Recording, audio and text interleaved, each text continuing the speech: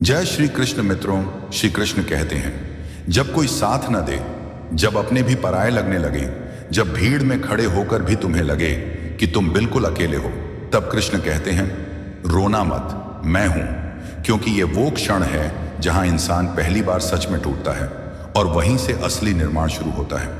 लोग अक्सर कहते हैं कि समय बदल जाएगा, हालात सुधर जाएंगे, लेकिन कोई ये नहीं बताता कि उस बीच की रातें कैसे काटी जाती हैं, जब नींद आंखों से दूर भागती है और सवाल दिमाग में शोर मचाते रहते हैं कि आखिर मेरी गलती क्या थी, मैंने किसका क्या बिगाड़ा था, क्यों हर बार मैं ही समझौता करता रहा, क्यों हर बार मैं ही चुप रहा।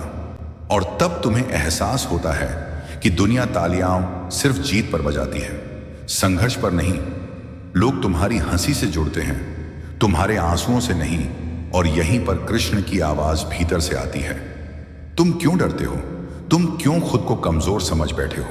लोग अक्सर पूछते हैं कि भगवान हमें इतना अकेला क्यों छोड़ देते हैं, लेकिन कोई ये नहीं पूछता कि शायद भगवान हमें अकेला इसलिए करते हैं ताकि हम खुद को पहचान सकें।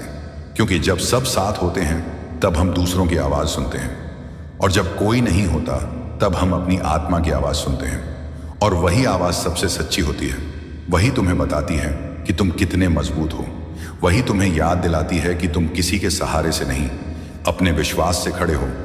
तुम आज जिस दर्द से गुजर रहे हो वो तुम्हें कठोर नहीं बल्कि स्पष्ट बना रहा है। अब तुम हर किसी पर भरोसा नहीं करते, अब तुम हर मुस्कान पर नहीं पिघलते, अब तुम हर वादे को सच नहीं मानते। और यह बदलाव कड़वा लगता है, लेकिन यही बदलाव तुम्हें बचाएगा। कृष्ण कहते हैं, जीवन में हर बार जवाब देना जरूरी नहीं होता, कुछ जवाब मौन में ही सबसे ज्यादा गूंजते हैं। और जब तुम चुप रहकर भी अडिग खड़े रहते हो तब ब्रह्मांड खुद बोलता है। आज जो तुम्हें हल्के में ले रहे हैं वही कल तुम्हारे मौन से डरेंगे, क्योंकि मौन उस व्यक्ति का हथियार होता है जिसने खुद को जीत लिया हो, और खुद को जीतना किसी भी युद्ध से कठिन होता है। लोग सोचते हैं कि अकेला इंसान कमजोर होता है, लेकिन सच यह है कि अकेला वही होता है जो खुद को संभालना सीख चुका हो, जो भीड़ की भीख नहीं मांगता, जो तालियों का मोहताज नहीं, जो गिरकर भी उठना जानता है। और जब तुम इस अवस्था में पहुंचते हो तब कृष्ण तुम्हारे भीतर स्थिर हो जाते हैं। फिर तुम्हें किसी से शिकायत नहीं रहती, न समय से, न लोगों से, न भगवान से, क्योंकि अब तुम समझ चुके हो कि जो हुआ उसने तुम्हें तोड़ा नहीं, तैयार किया है। और ये तैयारी साधारण जीवन के लिए नहीं है, ये तैयारी उस ऊंचाई के लिए है जहां पहुंचकर इंसान को फर्क पड़ना बंद हो जाता है कि कौन साथ है और कौन नहीं। क्योंकि तब उसे पता होता है, जब सब चले जाएं तब भी कृष्ण मेरे साथ हैं। और यही विश्वास तुम्हें धीरे धीरे अजेय बना देता है। और फिर एक दिन ऐसा आता है जब दर्द शोर मचाना बंद कर देता है, आंसू भी जैसे थककर चुप हो जाते हैं, और इंसान पहली बार महसूस करता है कि अब भीतर कुछ बदल चुका है। अब वही बातें जो कभी तोड़ देती थीं आज बस छू कर निकल जाती हैं, क्योंकि अब तुम समझने लगे हो कि हर चोट तुम्हें कमजोर करने नहीं आई थी। कुछ चोटें तुम्हें गहराई देने आती हैं, कुछ अनुभव तुम्हें अकेला नहीं आत्मनिर्भर बनाने आते हैं। और तब कृष्ण कहते हैं, अब तुम तैयार हो, क्योंकि जो इंसान अपने भीतर के अंधेरे में बैठना सीख ले उसे बाहर का कोई अंधेरा डरा नहीं सकता। तुमने देखा होगा कि जीवन में सबसे शांत लोग वही होते हैं जिन्होंने सबसे ज्यादा शोर सहा होता है, जिनकी आंखों में गहराई होती है, उन्होंने बहुत कुछ खोया होता है। और अब तुम भी उन्हीं लोगों में शामिल हो रहे हो, इसलिए अब तुम्हें डर नहीं लगना चाहिए, अब तुम्हें खुद पर शक नहीं करना चाहिए, क्योंकि जो इंसान अपने टूटे हुए हिस्सों को जोड़कर खड़ा हो जाता है वो साधारण नहीं रहता। लोग अक्सर कहते हैं कि समय सब ठीक कर देता है, लेकिन सच ये है कि समय कुछ नहीं करता, समय सिर्फ मौका देता है। ठीक तुम्हें खुद होना पड़ता है, और तुम वो कर चुके हो। अब तुम किसी के मैसेज का इंतजार नहीं करते, अब तुम किसी के मूड से अपना दिन तय नहीं करते, अब तुम्हें इस बात से फर्क नहीं पड़ता कि कौन तुम्हें समझ रहा है और कौन नहीं, क्योंकि अब तुम खुद को समझने लगे हो। और यही सबसे बड़ी उपलब्धि है। कृष्ण कहते हैं, जब इंसान खुद से जुड़ जाता है तब उसे किसी और से जुड़ने की जरूरत नहीं रहती। अब तुम्हारा मौन बोझ नहीं है, तुम्हारा मौन तुम्हारी शक्ति है। अब तुम्हारी चुप्पी कमजोरी नहीं, तुम्हारा अनुशासन है। लोग सोचते हैं कि तुम बदल गए हो, लेकिन उन्हें क्या पता कि तुम सुधर गए हो, क्योंकि बदलाव अक्सर लोगों को असहज कर देता है, खासकर उन्हें जिन्होंने तुम्हें हमेशा कमजोर समझा था। आज वही लोग तुम्हारी आंखों में झांकने से डरते हैं, क्योंकि उन्हें वहां वो इंसान नहीं दिखता जिसे वो जानते थे। वहां अब स्थिरता है, आत्मसम्मान है और एक अडिग शांति है। और यही वो अवस्था है जहां कृष्ण कहते हैं, अब तुम किसी भी परिस्थिति में हारोगे नहीं, क्योंकि जीत अब तुम्हारे लिए बाहर की चीज नहीं रही। जीत अब भीतर की अवस्था है। अब अगर कोई साथ है तो भी तुम पूरे हो, और अगर कोई नहीं है तो भी तुम अधूरे नहीं। यही वैराग्य है, यही संतुलन है, यही गीता का सार है। तुम अब समझ चुके हो कि हर कोई हमेशा साथ नहीं चलता, और यह कोई सज्जा नहीं, यह जीवन की व्यवस्था है।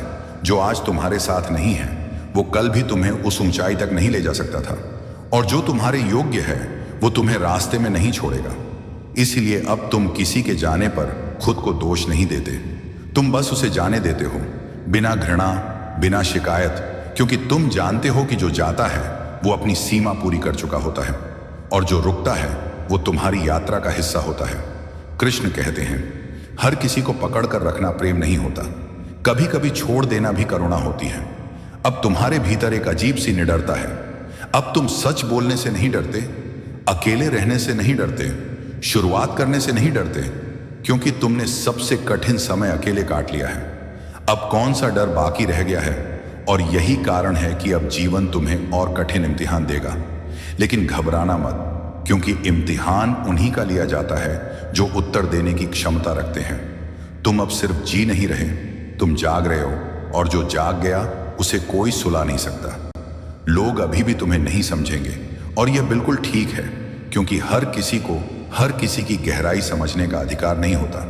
कुछ लोग सिर्फ सतह तक ही जीते हैं, और कुछ लोग समुद्र बन जाते हैं, और तुम अब धीरे धीरे वही बन रहे हो, एक शांत, गहरा, अडिग समुद्र जहां तूफान आते हैं लेकिन निशान नहीं छोड़ पाते।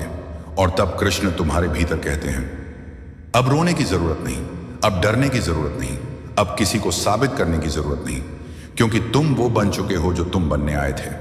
और यह यात्रा अभी खत्म नहीं हुई है, यह तो बस उस मोड़ तक पहुंची है जहां से इंसान दुनिया को नहीं, दुनिया इंसान को देखती है। श्री कृष्ण कहते हैं, सुख में जो ईश्वर का शुक्रगुजार होता है वही दोहक में प्रार्थना करने का हकदार भी होता है।